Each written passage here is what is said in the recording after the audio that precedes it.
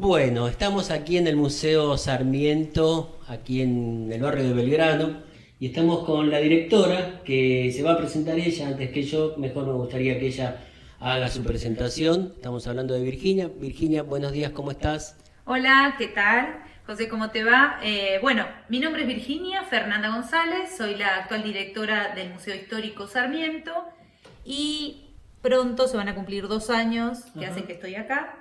Yo gané un concurso en el año 2017, fines del 17, concursé para este cargo y me nombran en julio del 2018 Ajá. y asumo en agosto. El Ujú. 3 de agosto tomo posesión del cargo. Bien, Virginia tiene un recorrido, ¿no? Tiene una preparación, obviamente, para poder ganar ese concurso. ¿Cuál es la preparación que tenés, Virginia? Bueno, yo empecé estudiando museología por allá por el 97, Ujú. terminé la carrera de museología y simultáneamente empecé a hacer una carrera de restauración de papel y me empecé a dedicar a la restauración de lleno. Por ese entonces, en el año 2002, ingresé como empleada del Gobierno Nacional para hacer el inventario del Museo Histórico del Cabildo. Allí estuve hasta que me asumí en este cargo, o sea, Ah, prácticamente bien, 12 años, no me acuerdo ahora bien la fecha, pero sí, 12 años, todo un o recorrido. más, sí. Allí empecé haciendo el inventario, después hice visitas guiadas, terminé siendo responsable de la gestión de las colecciones en el museo, pero pasé por todas las áreas, ¿no? Y esto es lo que tiene el museólogo, que puede ir invadiendo distintos espacios del museo porque tiene esa ductibilidad, digamos, No, y ¿no? está bueno porque me parece que lo que adquirís ahí es un ejercicio para la profesión, ¿no? Y pasar por todos los sectores es como que ya llegás acá canchera, por decirlo de alguna manera. Sí, absolutamente. Ujú. Igual como me empecé a meter de lleno en la restauración de libros, de papel y demás, me fui a estudiar un tiempo a México, a la Ujú. escuela, al ENCRIM, la escuela del Castillo Negrete, que es una escuela, se la conoce actualmente como la escuela de Churubusco, porque en un origen se dictaban las clases en un convento que era el convento de Churubusco. Para mí es una carrera excepcional. Yo solo hice el semestre de libros y de restauración de papel y libros, Ujú. pero bueno, la carrera es muy completa. Después de eso viajé a España varias veces para todo restauración de papel, ¿no? Todo el Durante mismo. un tiempo solo me dediqué a especializarme en restauración de papel. España, Italia, Latinoamérica. Y después me empecé a interesar más en la gestión. Entonces hice un posgrado de gestión cultural. Después empecé mi doctorado en Historia del Arte. Estoy terminando la maestría, porque después me bajé a maestría, así que estoy cerrando mi tesis de maestría. Pero no parás. No, me No encanta paro por lo estudiar. que... Es que me encanta estudiar Me en realidad. quedé, sí, está bueno. Me quedé con eso de restauración. ¿De dónde viene esa pasión por restaurar papel? Digo, de todo lo convencional que uno conoce, ¿qué pasó? Mira, no sé, estaba haciendo una pasantía en el Museo del Cine Ajá, en el año 99. Allí tomo contacto con quien fue mi maestro durante muchos años, quien me lleva a México, que es Fernando Osorio. Él es especialista en restauración de fotografía. Bueno, yo estaba en el cine y era coherente que claro. yo estudiara un curso de conservación de fotografía y de fílmico. Entonces estuve haciendo el diagnóstico en la Biblioteca Nacional sobre el noticiero panamericano. De hecho hay un video por ahí dando vueltas, era muy chica yo. Bueno, la cuestión es que Fernando me dice, tenés que venir a estudiar restauración de fotografía a Churubusco, a la escuela del ENCRIM. Y le digo, bueno, termino mi licenciatura en museología, porque era mi carrera madre, digamos, y voy. Al año siguiente, bueno, esto fue en el 99, en el 2000 yo empiezo a estudiar, necesitaba una carrera de restauración y recién en Argentina, bueno, en Buenos Aires, la UNSA tiene una carrera de Ajá, restauración y el IUNA, en ese momento, ahora el UNA, tiene otra carrera de restauración. Todavía no estaban formadas. Y yo claro, quería estudiar restauración. claro. Lo único que encontré fue una tecnicatura de restauración de papel en el Otto Kraus, que después terminé siendo profesora de ahí. Mira. Ahí empiezo a tomar contacto con el papel. Además, en ese interín me gané una beca en el Archivo General de la Nación para restaurar unos documentos. Entonces era todo una serie Sí, de no, cosas pero- que se fueron pero dando en mi hermoso. vida. Aparte, me acabas de nombrar lugares históricos, simbólicos, emblemáticos de la ciudad de Buenos Aires. Me Sí. parece que hay Loto Krause, ¿no? Sí. Digo, hay un recorrido lindo por ahí. Bueno, concursás y ganás la dirección de este museo. Y cuando llegás, ¿qué te encontraste? ¿Con qué te encontraste? Bueno, era un museo que desde diciembre, noviembre ya la directora anterior había dejado de venir, así que estaba acéfalo Ajá. el lugar. Pero lo peor es que en febrero, el 31 de enero del 2018, había sufrido un incendio en el bar que está dentro del predio, que todavía no lo pudimos solucionar. Son estas cosas que tienen las vueltas del Estado y la burocracia que nos agobian. Yo no sé si viste alguna vez la película La clínica del doctor Cureta. Sí, cómo Bueno, no. hay un episodio que siempre lo recuerdo, la de Soledad Silveira, con este papelito que lleva y que trae. Bueno, sí, así me sentí. esa burocracia de... Así me sentí durante Claro, muchas claro, veces respecto claro. del bar, porque nadie me quería firmar los papeles, iba al gobierno de la ciudad, me decían que tenía que ir a Nación, iba a Nación, volvía a Se Ciudad. pasaban la Bueno, pelota. logré levantar una clausura mira, yo tomo posesión en agosto, en diciembre logro levantar la clausura porque había que llamar a concurso para tirar abajo ese bar, pero bueno, la verdad que fue un caos. Llamamos a licitación, llamamos a licitación, hicimos 2 llamados a licitación, las 2 licitaciones se declararon desiertas, así que todavía no nos podemos sacar este terrible Este clavo. adefesio que tenemos acá al lado. Que Nadie quiere. No, la verdad que licitar para el Estado es complicado, Sí, no, ¿no? imagino. Las empresas, había 2 empresas que estaban en puja y la que gana no tenía los papeles al día con la FIP, así que bueno, nada, Sí, obvio. el Estado no lo aceptó. No solo eso, el bar, teníamos muchos ambientes clausurados porque falta de mantenimiento edilicio, estamos hablando de un edificio de fines del siglo XIX. Sí. Entonces, del siglo XIX, entonces necesita mantenimiento constante, que no lo ha tenido durante muchos años, y eso se nota. Hay muchos espacios que se llueven, techos caídos, tenemos un peligro de derrumbe en un cuarto. Cuando yo ingreso, el salón que se conoce como el Salón del 80, es el salón más importante del edificio, estaba clausurado, porque se llovían sus techos. Claro. Lo que hicimos es lograr una donación de una empresa muy importante, SICA. La verdad que SICA dio mucho dinero para esto. materiales, no dinero. Y con eso restauramos el techo del Salón del 80. Membrana líquida nos dio, claramente, básicamente. Y con esa membrana y mano de obra de infraestructura del Ministerio de Cultura, logramos reparar el techo. Reparamos el techo y pudimos abrir ese salón que es hermoso. Después Sí, se los voy a imagino. mostrar. Ahí se declara la federalización de Buenos Aires. Así que es súper importante para este edificio. Por Claro. esa federalización de Buenos Aires y otros hechos muy importantes que vivió el edificio, fue declarado Monumento Histórico Nacional en el 38. Entonces, ese cuarto tenía que estar Sí, abierto. sí. Además, es la cara que da a la calle Cuba. El museo estaba siendo abierto por la calle Juramento, por donde entraron ustedes hoy. Esa sería la entrada no oficial, digamos. La entrada oficial tiene un doble portón, que es un frente enorme el que tiene este museo, y se estaba perdiendo esa visual con el edificio porque se entraba por el costado. Claro. Digamos. Bueno, se logró hacer todo esto, porque también había un problema con el portón, que hubo que repararlo, apuntalar los parantes, bueno, fue todo un proceso un poco largo, pero bueno. Hoy tenemos abierto el museo por la calle Cuba, que es fundamental. Pero menuda tarea te tocó. Igual ya imaginabas que esto te podía pasar cuando concursaste. Cuando yo empecé a indagar sobre el museo, en realidad mi primer concurso de director al que me presento es en el año 2006 para el Museo del Grabado.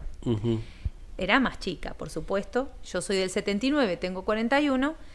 En ese momento, Américo Castilla, que fue parte del comité evaluador, me dijo que era demasiado joven para asumir un cargo de director. Mira. Del 2006 y hasta el 2016 pasaron 10 años sin que los museos nacionales tuvieran concurso de director. Esto quiere decir que muchos cargos eran Claro. puestos Sí, designados de manera arbitraria, sí, digamos, ¿no? tal cual.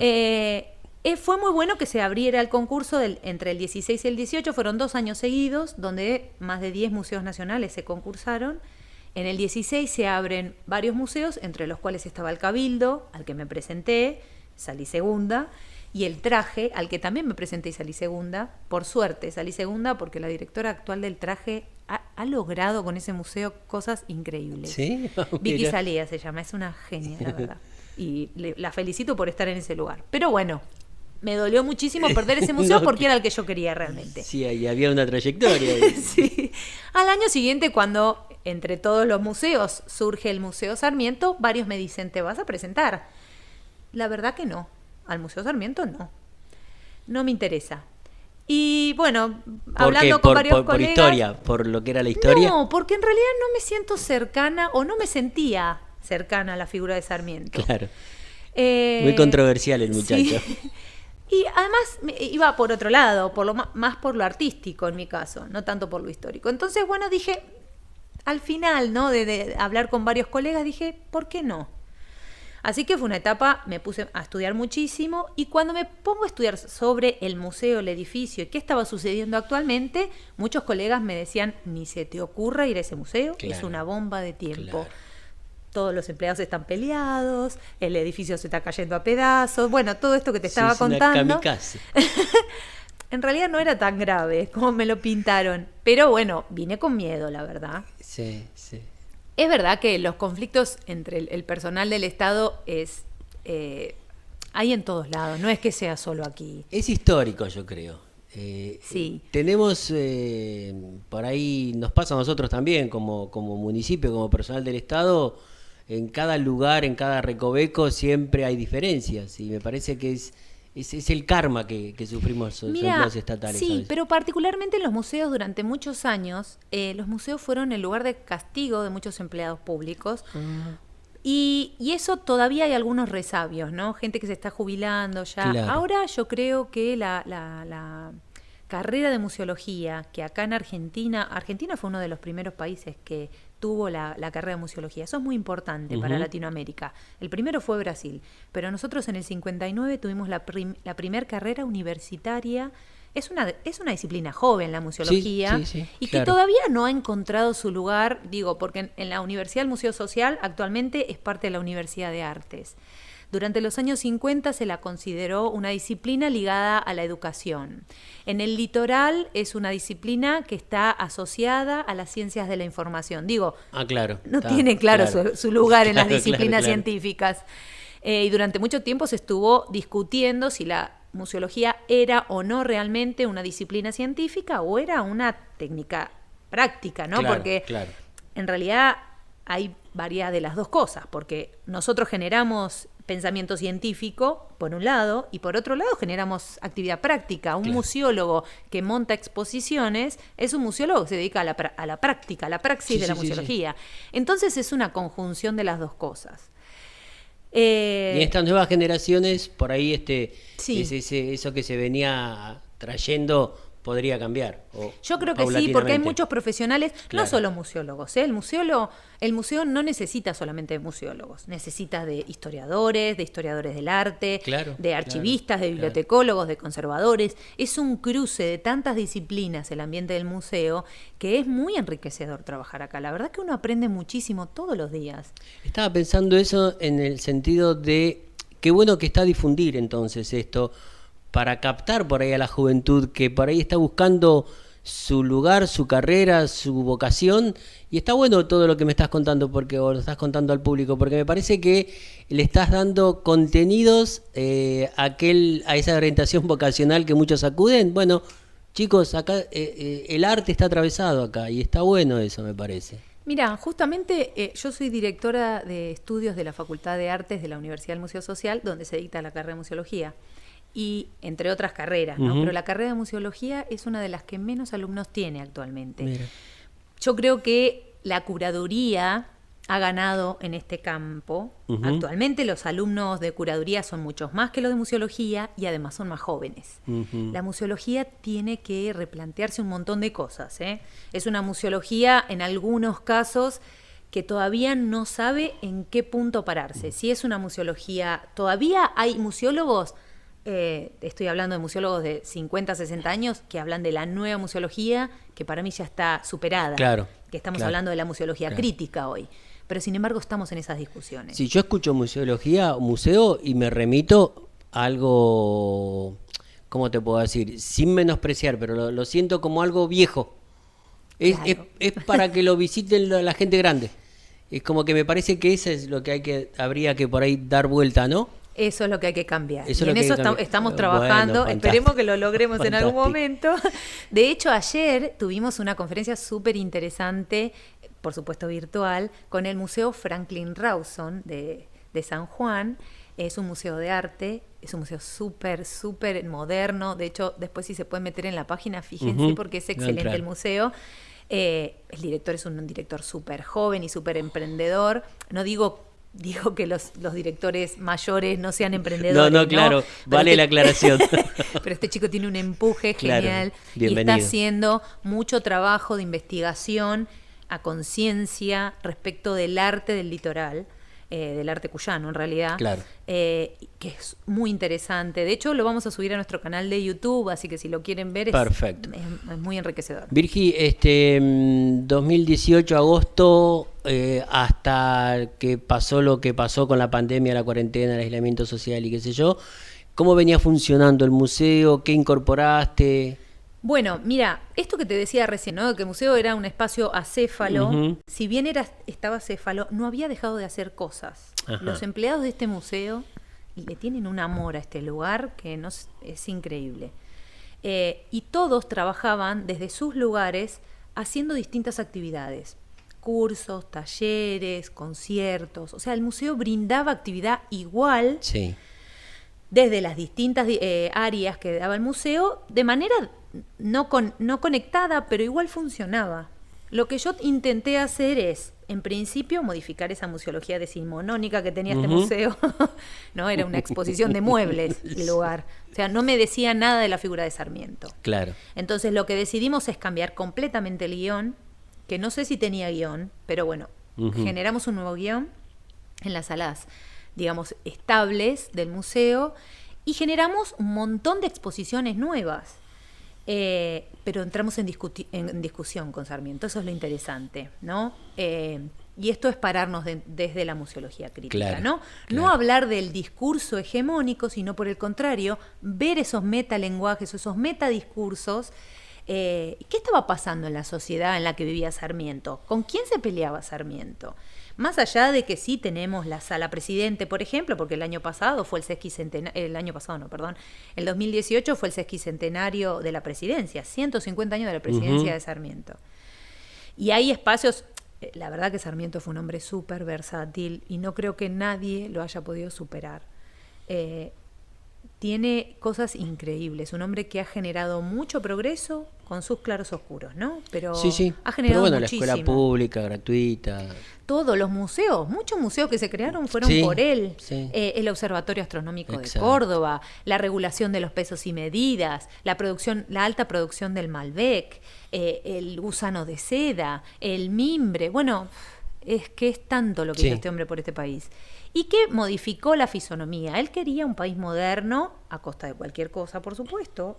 Él Tal cual. decidió que su visión era el futuro, El el objetivo. progreso, Sí, y eso es lo que hizo.